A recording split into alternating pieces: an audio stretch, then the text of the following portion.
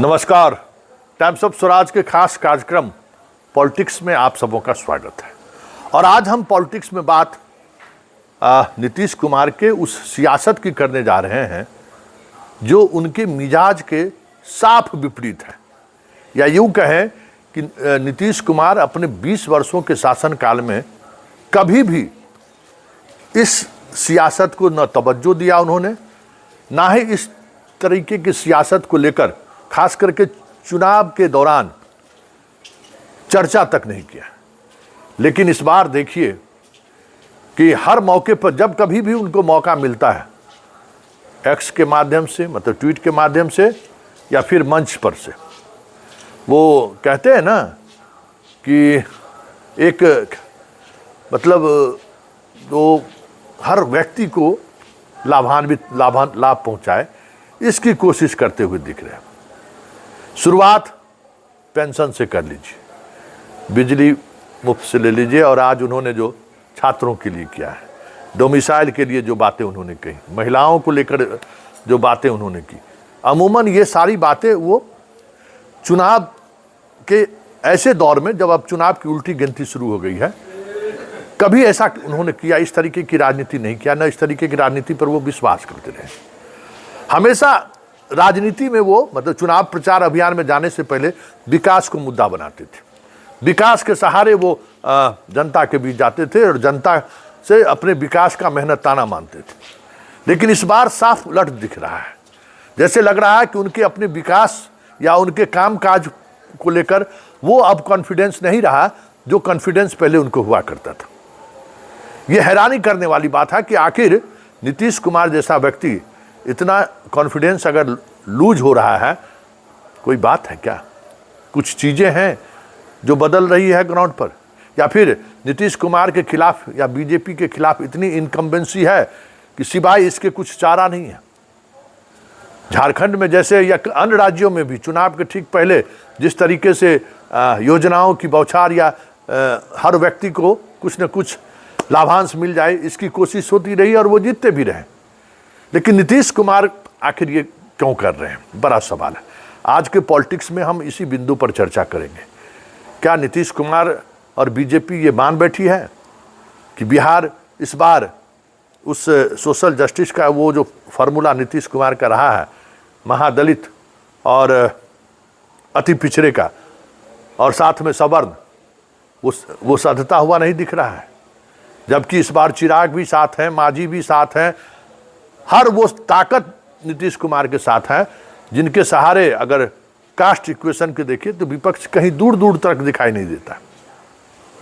Cast equation 2010 से भी मजबूत दिख रहा है, फिर भी उनको इस तरीके से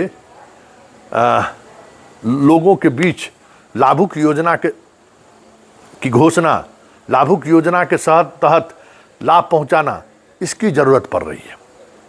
क्या जमीनी स्तर पर कुछ चीज़ें बदल रही हैं, या फिर जमीन स्तर पर बहुत सारी चीज़ें बदल गई हैं? एक बड़ा सवाल है। जानकार बताते हैं, जो लगातार बिहार की राजनीति पर जो नज़र रखने वाले लोग हैं, उनका भी मानना है कि इस बार भले जो कास्ट इक्वेशन बिहार का रहा है, उस इक्वेशन में नीतीश की पार्टी एनडीए काफ़ी भारी पड़ रहा है। लेकिन कई ऐसे फैक्टर हैं जो फैक्टर उनको परेशानी में डाल रखा है। उसमें एक फैक्टर पीके फैक्टर भी है। पीके जिस तरीके की सियासत कर रहा है या जिस तरीके से सियासत को साधने की कोशिश कर रहा है, उसमें जैसे जैसे भ्रष्टाचार के मुद्दों को लेकर वो आगे बढ़ रहे हैं, बीजेपी, खास करके बीजेपी के अंदर चीज़ें थोड़ा बदलती हुई दिख रही है। थोड़ा ही नहीं, क्योंकि 2025 में भी 2005 का ही वो मुद्दा है, 2020 का ही वो मुद्दा है, जंगल राज और भ्रष्टाचार। आज भी आरजेडी को इनके पास घेरने के लिए इसके अलावा इन दो के अलावा कोई नई बातें नहीं है।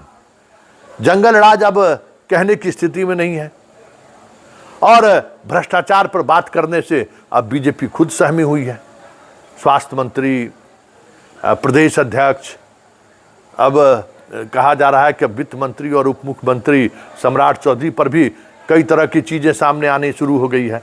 विजय चौधरी भी निशाने पर आने वाले हैं। ये अशोक चौधरी भी निशाने पर आने वाले हैं। तो जो एक यूएसपी रहा है इस सरकार का, भ्रष्टाचार को लेकर zero tolerance, rule of law, वो सारी चीज़ें कह सकते हैं कि ज़मीन पर दरकती हुई दिख रही है। और यही वजह है कि नीतीश कुमार इस तरीके के लाभुक योजना के सहारे लोगों को जोड़ना चाहता है। आंगनबाड़ी सेविका हो, जीविका दीदी हो, मतलब जिसको जहाँ तक लाभ पहुँचाया जा सकता है, खजाना खोल दिए है उसने बिहार में।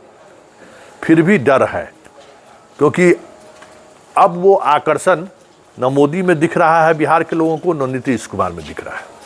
फिर गया जी में आ रहे हैं मोदी, बड़ी तैयारी चल रही है, लेकिन मुश्किल है वीर को जुटाना। यही 22 तारीख को आने का प्रोग्राम है, और उसी इलाके में उस वक्त में राहुल भी रहेंगे। तो कई तरह की चीज़ें हैं जो असहज कर रहा है एनडीए गठबंधन को। और बीच बीच में चिराग पासवान जो 243 पर लड़ेंगे, हम एनडीए का हिस्सा नहीं है, इसकी वजह से जो कन्फ्यूजन हो रहा है, उस कन्फ्यूजन की वजह उसका असर एनडीए गठबंधन पर भी पड़ रहा है। आज मांझी ने भी कुछ इस तरीके का बयान दे दिया। मतलब मांझी और चिराग के बीच संतुलन बनाए रखने के लिए भी कई बार नीतीश कुमार एक दूसरे को नहीं, मांझी का इस्तेमाल कर ही लेते हैं। तो ये भी एक बड़ी चीज़ है जो दिख रहा है ग्राउंड पर कि नीतीश कुमार कंफर्ट स्थिति में नहीं है। और वाकई में नीतीश कुमार जिस मना स्थिति में है, जिस तरीके से आज भी वो भाषण दे रहे थे, सिर्फ पढ़ रहे थे, और बिहार की जनता इस तरीके से भाषण पढ़ने वाले नेता को स्वीकार नहीं करता है। राबड़ी देवी कभी स्टार प्रचारक नहीं बन पाई जब तक वो देख के पढ़ रही थी। आज आरजेडी का स्टार प्रचारक के बावजूद भी वो जंगल राज की प्रतीक मानी जाती है, ऐसा उनके पार्टी के लोग ही मानते हैं। इसलिए अलग बात है कि वो चुनावी सभा में नहीं जाते हैं। लेकिन सबसे बड़ी बात यह है कि 20 वर्षों के इनकम्बेंसी से वाकई में एनडीए डरी हुई है। बड़ा सवाल है, क्योंकि इस तरीके से योजनाओं का लाभ एक बड़ा वित्तीय बोझ राज्य सरकार पर पड़ने वाला है। आज अभी देखिए ना 125 यूनिट बिजली फ्री को किस तरीके से जश्न की तरह प्रस्तुत किया गया, कार्यक्रम किया गया। अभी पिछले ही सप्ताह रविवार को दूसरे किस्त की राशि दी गई, तो पूरे प्रदेश में हर स्कूल में जहाँ टेलीविज़न लगा हुआ था वहाँ लाइव कार्यक्रम हुआ। मतलब जनता तक चीज़ें पहुँचे, इसकी भी पूरी कोशिश हो रही है। जितने भी सरकार की मशीनरी हैं, वो मशीनरी इस काम में लगी हुई है कि जो घोषणाएं हो रही हैं उसका अमल हो, और उस अमल को लेकर लोगों के बीच ये चर्चा हो कि ये नीतीश कुमार कर रहे हैं। फिर भी गुना भाग हो रहा है। क्या ये माना जाए कि 2025 का चुनाव जो फिलहाल एक तरफा दिख रहा था, अब चीज़ें बदल रही हैं? क्योंकि नया सर्वे जो आया है, वो सर्वे बता रहा है कि एनडीए बहुमत से पीछे आ रहा है, पीछे की तरफ लौट रहा है। जो फरवरी मार्च में 140-50 की तरफ बढ़ रहे थे, अब कहा जा रहा है कि 120 से 110 के बीच आके सिमटता जा रहा है एनडीए का सीट। क्या वाकई में घबराहट की वजह ये है? चलिए इस खास कार्यक्रम पॉलिटिक्स को यहीं खत्म करते हैं।